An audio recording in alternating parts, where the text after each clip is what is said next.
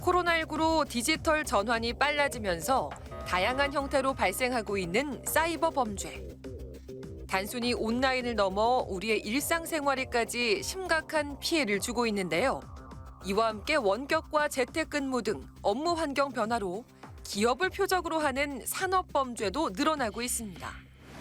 사이버 위협을 선제적으로 예방하고 우리의 정보 자산을 안전하게 지키려면 어떻게 해야 할까요? 한국인터넷진흥원 신대규 본부장과 이야기 나눠봅니다. 코로나19로 비대면 온라인 활동이 늘면서 그만큼 해킹이나 피싱 같은 사이버 위협에 노출될 가능성이 커졌습니다. 네, 실제 메일이나 SNS를 해킹당하는 경우가 많아지면서 정보 보안 갈수록 중요해지고 있죠. 갈수록 지능화되고 또 고도화하는 사이버 침해를 막기 위해서는 어떻게 해야 하는지 그 방법 알아보는 시간 갖도록 하겠습니다. 한국인터넷진흥원 신대규 본부장과 함께합니다. 한국인터넷진흥원 하면 대형 해킹 사고가 터졌을 때 신문지상이나 방송에서 자주 보는 이름인데요. 예. 주로 어떤 일을 하시는지 예. 간단한 소개를 좀 부탁드리겠습니다. 예, 저희 한국인터넷진흥원은 민간 분야의 정보 보호를 책임지고 있는 기관이라고 보시면 될 것 같은데요. 일단 사이버 위협에 대한 대응, 그다음에 개인정보 보호라든가 정보 보호 산업 육성, 그리고 인터넷 서비스 이용 활성화 이렇게 크게 이제 4가지 사업들을 진행을 하고 있습니다. 저희 이제 사이버 침해 대응 본부 같은 경우에는 특히 이제 해킹과 같은 이제 주요 침해 사고가 발생했을 때 이거를 이제 신속하게 처리를 하고 그다음에 이런 침해 사고 발생하지 않도록 사전에 선제적으로 예방하는 그런 역할을 수행을 하고 있습니다. 민간 분야 정보 보호를 책임지고 있지 않습니까? 또 국가 기관도 있어요. 예. 역할 분담은 어떻게 되어 있습니까? 지금 이제 사이버 분야에서는 이제 크게 이제 3가지 분야로 나눠집니다. 민간, 공공, 국방 이렇게 이제 3개로 나눠지는데요. 민간 같은 경우에 이제 과학기술정보통신부와 저희 한국인터넷진흥원이 담당하고 있고, 공공 분야는 이제 국가정보원이, 그리고 국방 분야는 국방부가 담당을 합니다. 다만 이제 사이버 침해 사고의 특성상 공공이나 국방에서 발생했다 하더라도 원인이 민간에 있는 경우들도 있고요. 민간에서 침해 사고 발생해도 중간에 거쳐가다 보면은 공공이나 국방이 있기 때문에 각 분야를 담당하는 기관끼리 긴밀하게 협력해서 이렇게 해서 대응하고 있습니다. 해킹이 끊이지 않고 있는데 한 번 터지면 피해 규모는 더욱더 커지고요. 이렇게 해킹 사고가 빈번하게 발생하는 것 같은데 그 이유는 어디서 보고 계시나요? 일단 첫 번째는 비대면의 일상화 때문에 전체적으로 다 인터넷을 이용하는 비율이 많이 늘었습니다. 그러니까 저희가 이제 교통량이 증가하면 교통사고가 증가하듯이 인터넷 사용량이 많이 증가되게 되다 보면 침해 사고가 발생할 가능성도 굉장히 높고요. 네. 두 번째로는 스마트 월패드라든가 아니면 스마트 가전기기, 그다음에 IP 카메라와 같이 저희 일상에 스며든 각종 신규 IT 기기들이 있거든요. 그런 부분들하고 그다음에 이러한 기기들을 이용한 그런 새로운 신규 서비스들이 나타나게 됩니다. 근데 보통은 이런 서비스나 기기들이 처음 나올 때는 가급적 활성화라든가 이런 부분들을 목적으로 하기 때문에 기능성, 편리성 이쪽으로 중점을 두고 만들어지지만 상대적으로 이제 정보 보호라든가 이런 부분에 대해서는 좀 취약할 수 있는 그런 가능성이 있어서 그런 부분들 때문에 좀 늘어나고 있다라고 저희가 분석할 수 있을 것 같습니다. 신문지상이나 방송을 보면 랜섬웨어, 랜섬이라는 것이 인질에 대한 몸값 아니겠습니까? 예. 그렇다면 이 랜섬웨어의 공격은 또 어떻게 이루어지고 또 예방 조치는 또 뭐가 있겠습니까? PC라든가 아니면 시스템에 있는 파일들을 암호화를 시키고 이걸 풀어주는 대가로다가 몸값을 요구하는데요. 네. 주로 이제 감염되는 경로는 첫 번째는 이제 취약한 시스템들이 악성 코드가 들어있는 홈페이지를 방문했을 때 사용자 방문하는 것만으로도 감염될 수가 있고요. 두 번째는 굉장히 유용한 프로그램인 것처럼 위장을 해서 웹하드라든가 아니면 파일 공유 사이트 같은 데 올려놔서 다운받은 사용자들이 클릭해서 감염되는 경우들도 있고요. 그다음에 아예 사용자들을 노리고 악성 문자라든가 아니면은 악성 코드가 들어있는 그런 메일들을 보내서 감염시키는 경우들도 있습니다. 마지막으로는 실제로 사용자가 아무 일도 하지 않고 인터넷만 연결해도 이 사용자가 사용하는 PC라든가 시스템 자체가 보안 업데이트가 안 돼 있고 취약하다면 바로 감염되는 경우들도 있습니다. 저희가 2017년 5월 달에 워너크라이라는 랜섬웨어가 있었거든요. 이게 사용자의 행위 없이도 자동적으로 찾아서 취약한 시스템들을 찾아서 감염시키는 그런 사례였습니다. 네. 해킹에는 그 상대적으로 보안에 취약한 중소기업들이 타깃이 되는 경우가 굉장히 많은 것 같습니다. 혹시 진흥원 입장에서는 피해를 입은 중소기업의 어떤 지원이랄까요? 그런 대책도 마련한 게 있으십니까? 예. 그 중소기업들 같은 경우에는 상대적으로 인력이나 예산을 정보보호 쪽에 투입할 여력이 없기 때문에 그 상대적으로 보안에 취약한 경우들이 많습니다. 그래서 이를 위해서 이제 몇 가지 지원들을 하고 있는데요. 그 첫 번째 가장 우선 대표적으로 하는 것이 디도스 사이버 대피소 운영입니다. 원래 이제 디도스를 가지고 해서 협박을 해서 이것 역시 마찬가지로 돈을 받아가는 경우들이 많은데 그 디도스 공격을 막기 위해서는 넓은 대역폭의 회선, 그다음에 전문 인력, 전용 장비 이렇게 세 가지가 있어야 되는데 이런 부분들이 중소기업에서 갖춰놓기 어렵거든요. 네네. 그래서 저희가 이 세 가지를 준비를 모두 다 하고 이쪽 중소기업에 들어가는 모든 이제 접근들을 저희가 이제 필터링해서 정상적인 것들만 보내주는 그런 업무들을 수행을 하고 있고요. 네. 두 번째는 아까 보신 것처럼 홈페이지가 악성 코드 유포라든가 각종 해킹에 악용될 수 있습니다. 그렇기 때문에 그 웹에 어떤 그 홈페이지 취약점이 있는지 없는지를 저희가 이제 점검을 해주고 이 점검하고 난 다음에 뭐 개선 방안이라든가 이런 부분들을 마련해주는 그런 서비스들도 진행을 하고 있습니다.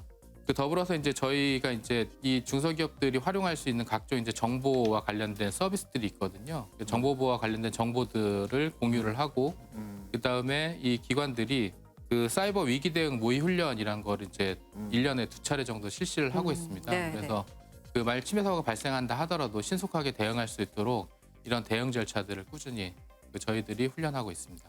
코로나19에 지금 대응하고 있는 그 질병관리청과 뭐 같은 역할을 하고 있는 것으로 보이네요. 예, 저희 같은 경우에 그 지금 아까 말씀드린 것처럼 대부분의 침해 사고는 그 코로나19 바이러스처럼 그 악성 코드라는 거를 통해서 이제 이루어집니다. 그러다 보니까 악성 코드가 이제 스스로 전파하는 기능도 있고 시스템을 감염시켜서 각종 악성 행위들을 하거든요.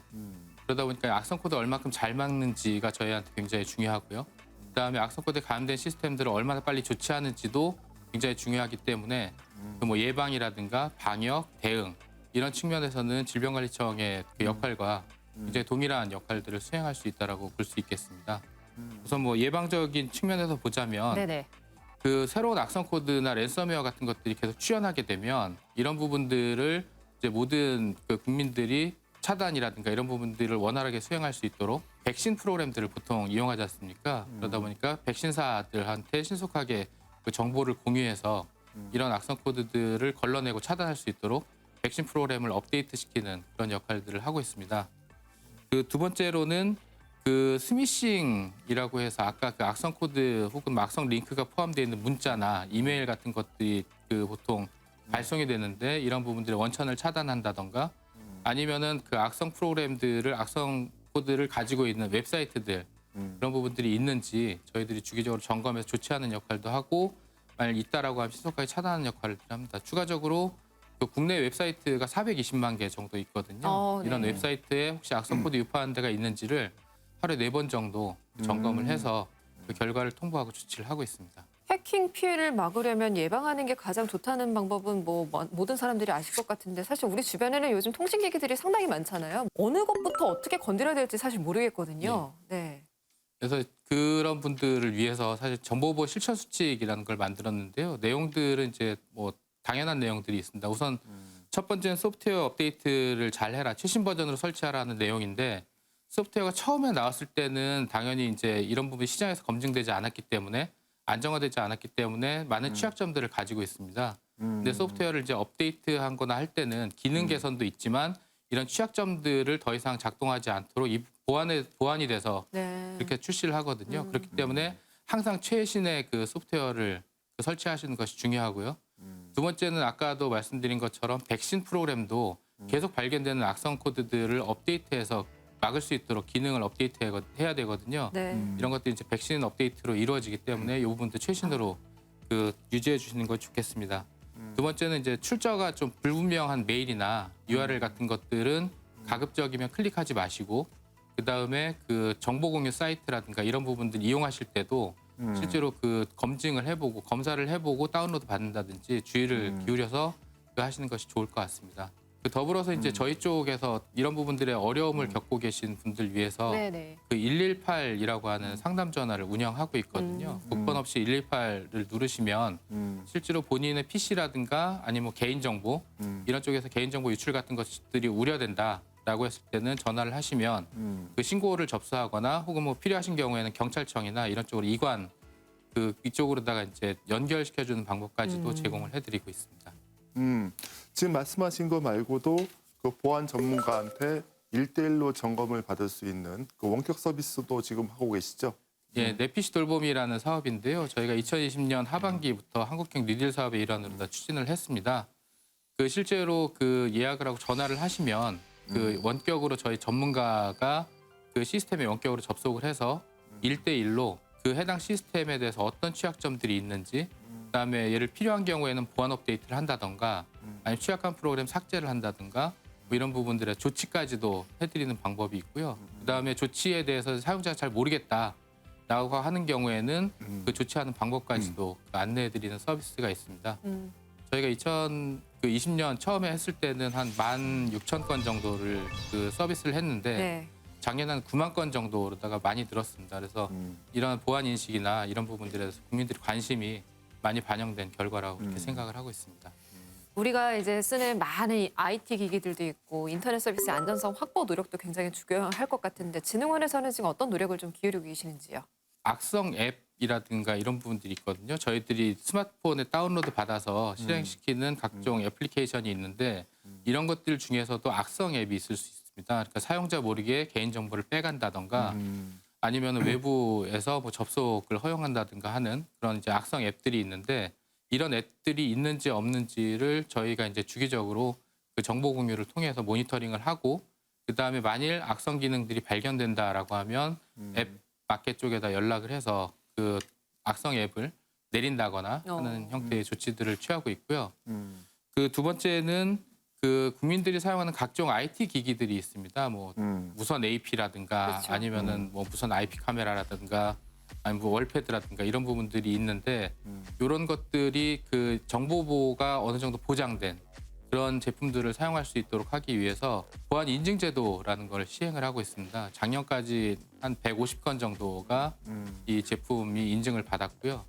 그 마지막으로 이제 신규로 다 시장에 나와 있는 제품인데 이미 사용되고 있는 제품인데 취약하다라고 하는 부분들이 있습니다. 얼마 전에 나왔던 뭐 IP 카메라 문제라든가 월패드 문제라든가 이런 부분들이 발생을 하게 되면 해당되는 제품에 대해서 조사하고 그다음에 취약점이 있는 경우에는 제조사에 연락해서 신속하게 조치하도록 그렇게 하는 것까지 같이 수행하고 있습니다. 지금 말씀해 주신 내용 그 시청자분들께서 또 네. 막상 또 당하게 되면 또 그 당황을 하지 않습니까? 해킹을 당했어요. 그 예. 사실을 알게 되면 뭐부터 해야 됩니까?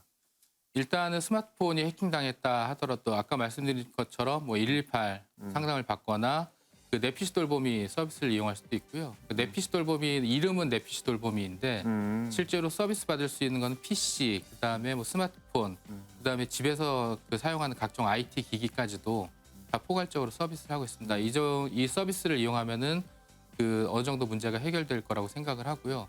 추가적으로 그 본인의 스마트폰이 해킹당했는지 안 당했는지 그 사용자가 모르고 있는 상태에서도 이제 인식시켜드리는, 알려드리는 프로그램이 있거든요.